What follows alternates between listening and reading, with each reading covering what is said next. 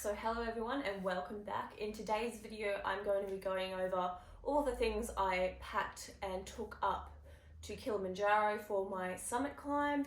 If you haven't watched my summit videos, make sure you go back and have a look at them. I did the 7-day Machame route, summited successfully, which I'm very stoked about.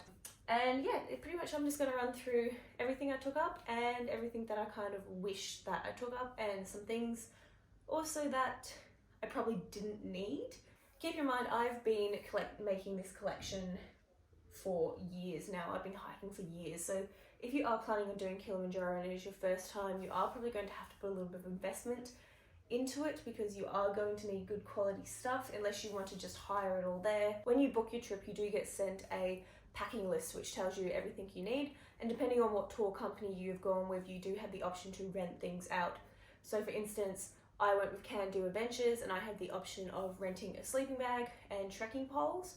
I already have trekking poles, so I did rent the sleeping bag because it was just a lot easier for me to do that, because I wasn't going to be able to take my sleeping bag with me. Also, their sleeping bags are incredibly comfortable, much better quality than what mine are.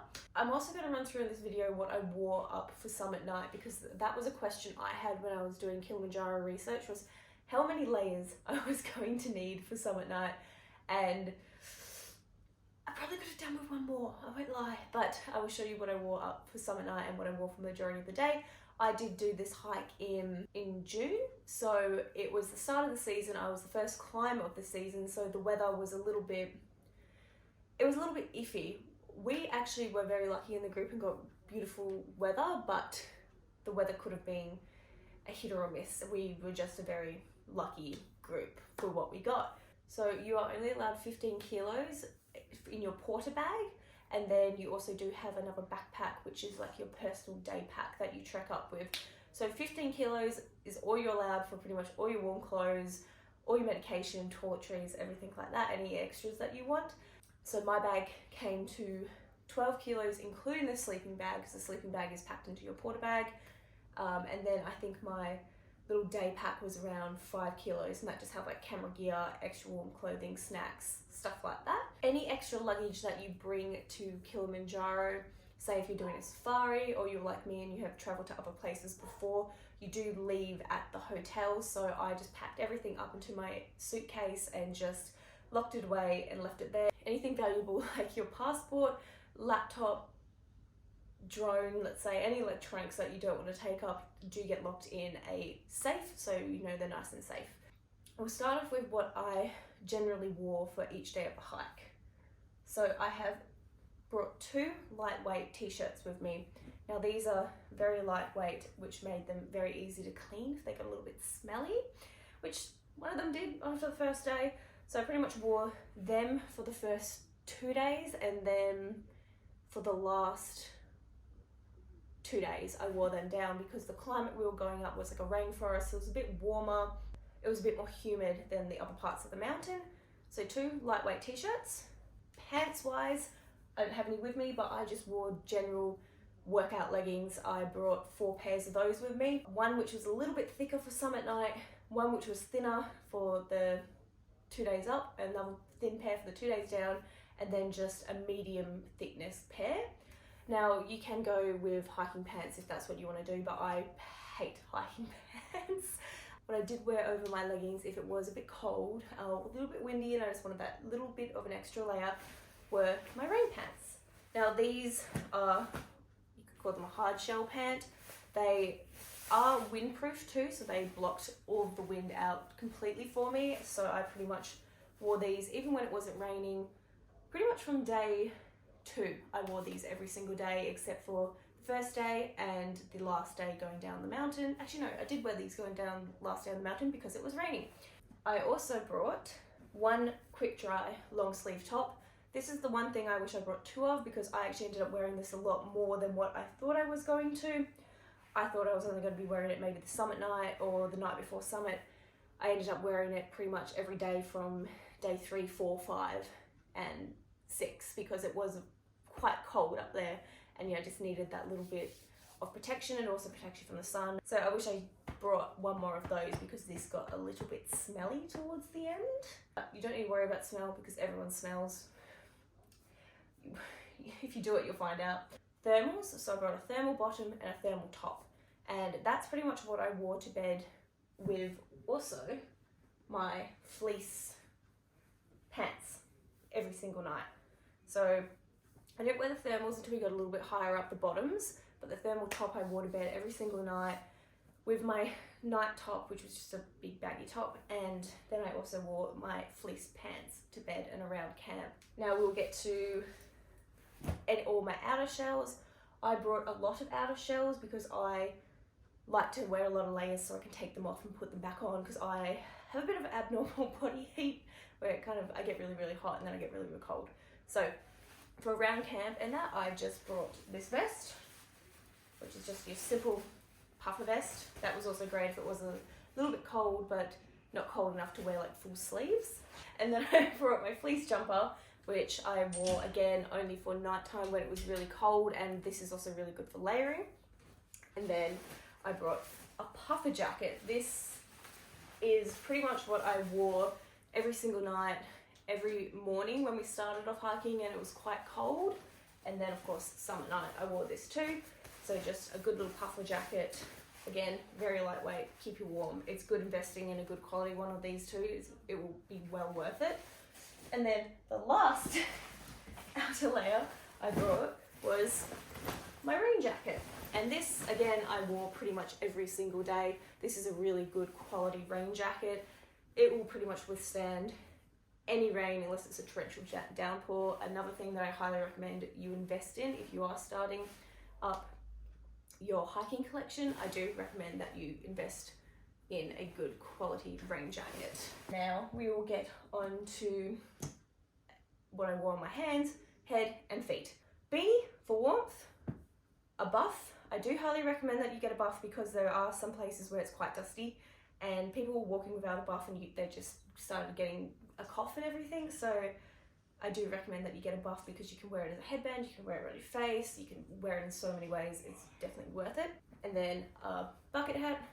You don't have a lot of sun protection on Kilimanjaro, so I do recommend you get some sort of wide-rimmed hat to cover your ears and your face. And then for summit night, I also had this balaclava, which is just a little bit thicker, a little bit warmer, just to keep my head warm. I didn't actually end up using this on summit night because it was a little bit too thick. If you can see here, it was a little bit too thick and it felt like a bit restrictive around my face. So I did end up using this, just my thin balaclava, and this is again, I only wore this on summit night. I ended up wearing this and then just a beanie on top, and that's all I wore for summit.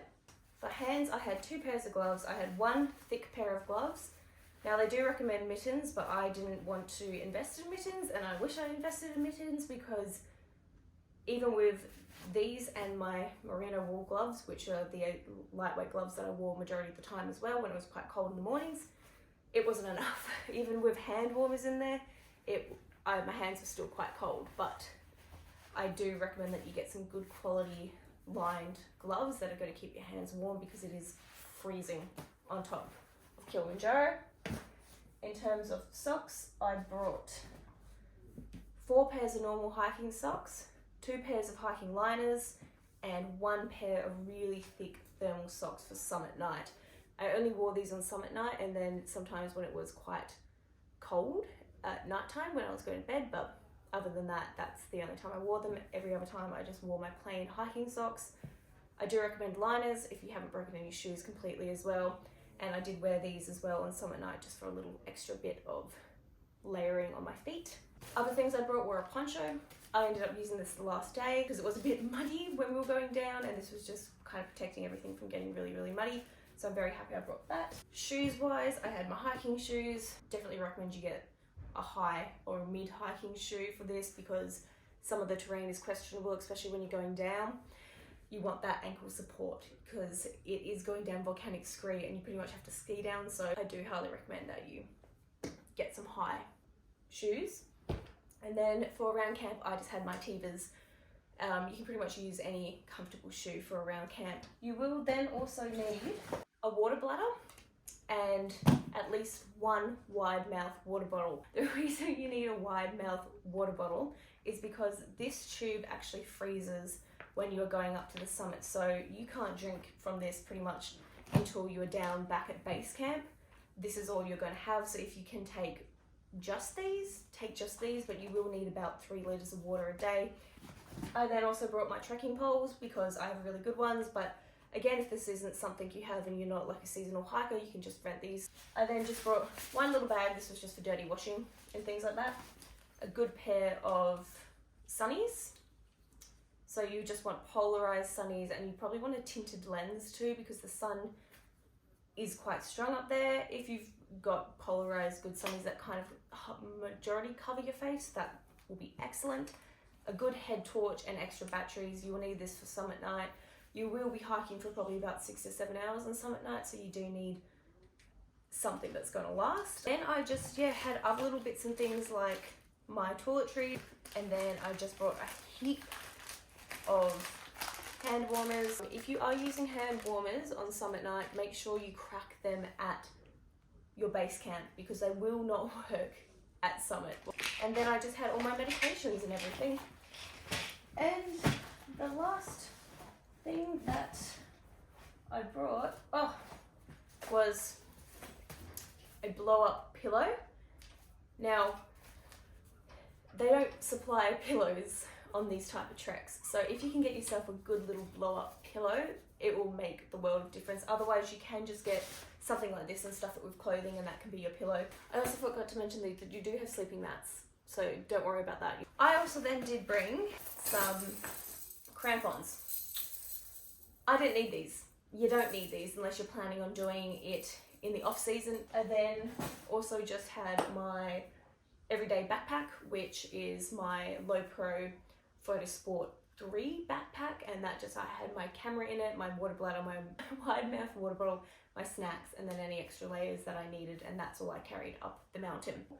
You will need a 80 to 100 litre duffel bag like this, and you will want it to be waterproof. This one is from Mountain Designs. This is 90 litres. This was perfect. This fitted everything in here. Was a little bit snug.